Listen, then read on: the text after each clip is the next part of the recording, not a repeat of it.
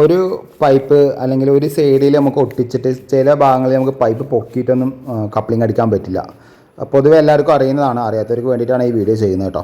അപ്പോൾ നമ്മൾ ഇപ്പോൾ 1.5 ഇഞ്ചിൻ്റെ 10 kg പൈപ്പാണ്. ഹീറ്റ് ഗണ്ണ് എടുത്തിട്ടുണ്ടായിരുന്നില്ല, അതുകൊണ്ടാണ് പേപ്പർ വെച്ച് ചൂടാക്കിയിട്ട് ചെയ്യുന്നത് കേട്ടോ. വൺ സൈഡ് സോക്കറ്റ് അടിക്കുക. വൺ സൈഡ് സോക്കറ്റ് ഒരു 4 ഇഞ്ച് കയറ്റി അടിക്കുകയാണെങ്കിൽ 2 ഇഞ്ച് നമുക്ക് സൈഡിലേക്ക് കറക്റ്റായിട്ട് കിട്ടും കേട്ടോ. അപ്പോൾ വൺ സൈഡ് ചിലത് നമുക്ക് 2 സൈഡ് അടിക്കേണ്ടി വരും. ഇത് വൺ സൈഡ് അടിക്കാൻ കാരണം ഓപ്പോസിറ്റ് ഉള്ളത് ടീ ആണ്.